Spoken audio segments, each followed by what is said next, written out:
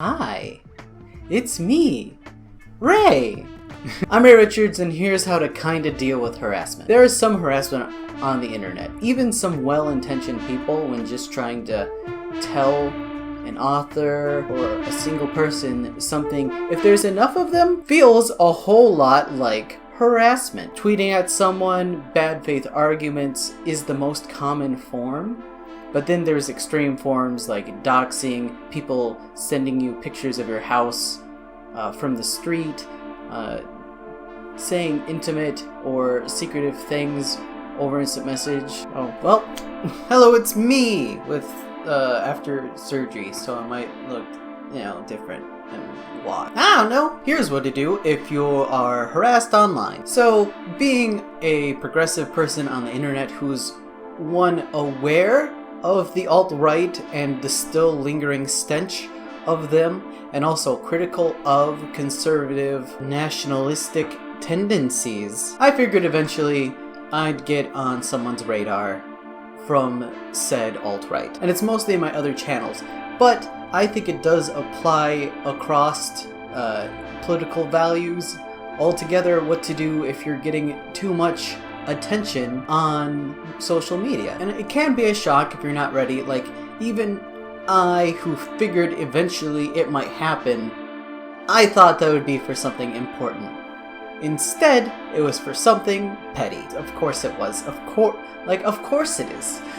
So Lindsay Ellis recently did a video at the XOXO conference, and she talked about her multiple incursions with people from the intersections of the worst parts of the internet who tend to get angry at women.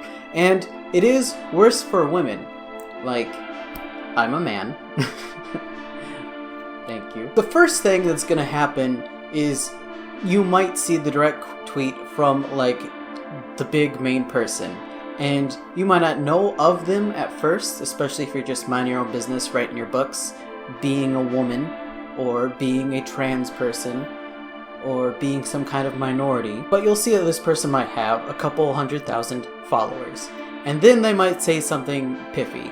In all likelihood, it's gonna be something petty that you didn't really say, but they're gonna take it in a context in order to rile up their followers and point you out as a person to ridicule, because they don't directly take on someone's arguments. They ridicule them and take what they say in bad faith. So what I said is fuck this person. This person said fuck Hong Kong and fuck the Kurds, which I do recommend you listen up. Worst Year Ever. I love Rich Evans' work. Did a whole episode on the Kurds. He was there for a week and he talked about the things he saw and the history of the Kurds. It's actually more than the Kurds. It's the SDF, the Syrian Defense Force.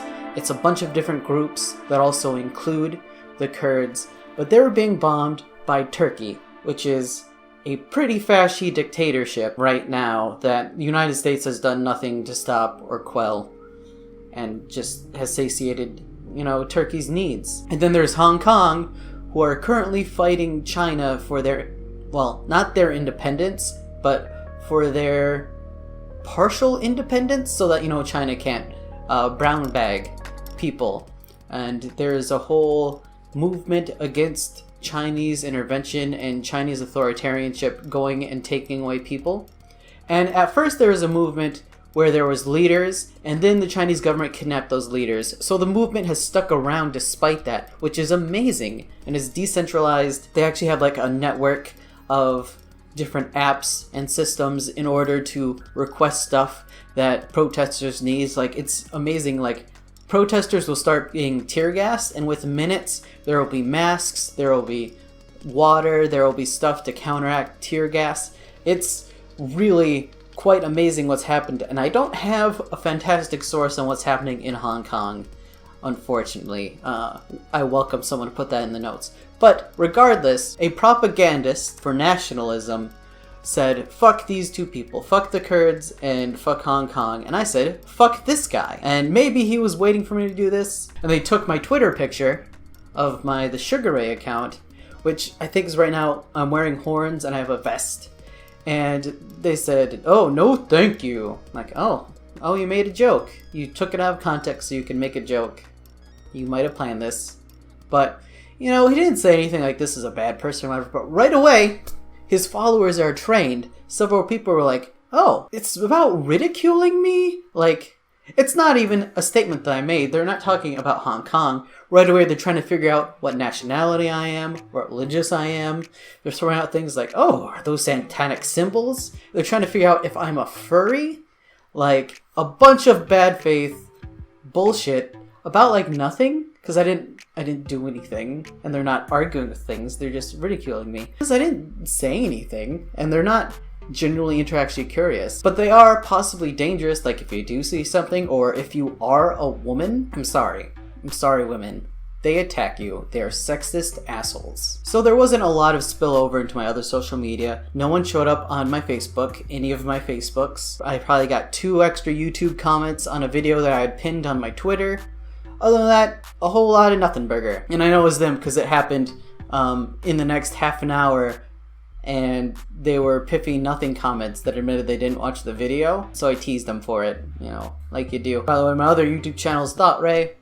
There's a link below. I'll link all my stuff below. But the real danger, is that they show up to your house. They start mailing you things. You start getting weird pictures, because these guys have gotten really creepy and really stalkery. The biggest target of theirs has been Anita Sarkeesian. That's really where these sexists with an axe to grind of women really got their teeth into the largest chunk of people, which is the thing called Gamergate. And since then they've been trained how to attack, how to be toxic, how to swarm people, and feign ignorance, but also be really bad at reading and give you a bunch of bad faith arguments that you didn't say, and attacking you for who you are, because they're nationalists. And you definitely don't want to make these people win. They want to waste your time, they want you to silence your voice, and they want to make you disappear from social media. That is their goals. So in order to counteract them, you can't do any of those things. If you call attention to it, it might get more attention to them, and then there will be more of them attacking you. So you can't ignore them, and you can't argue with them. What do?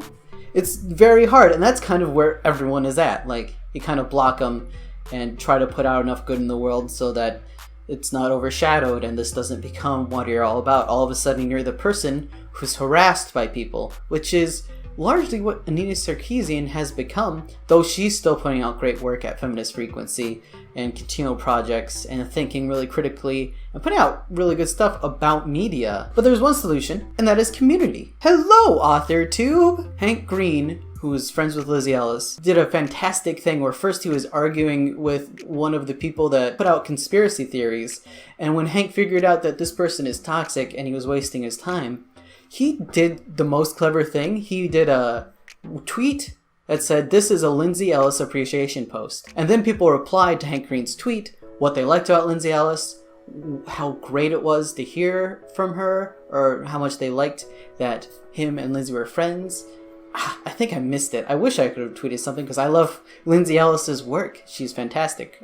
She is the best and most original video essayist out there. This put out a lot of positive mentions of Lindsay Ellis and drowned out the bad stuff, and that kind of helps the mental order, because being attacked by people randomly on the internet can super affect someone, especially if they're not used to it or not prepared. Just getting support from your social network of friends can be perfect, because like Lindsay says, their goal is to isolate you from the people who love you, who support you, so you feel all alone in the world. But you're not all alone in the world. It was scary for me for a little bit because I thought they might do something that might be dangerous, but they did not actually attack anything that I cared about or were correct about anything, because they're a bunch of delusional nationalists, misogynists, and it might have petered out, it might have not, I don't know. I haven't gone back to check. I don't care. So to summarize, if you're being harassed on the internet, close your accounts. Definitely never put your home address on the internet. Make sure you're connected Facebooks and stuff.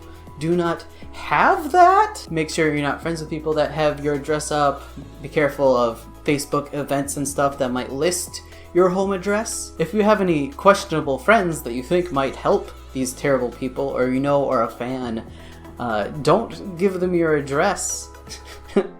they might not understand, or they may even be malicious. It helps to not use your real name. Ray Richards is not my real name.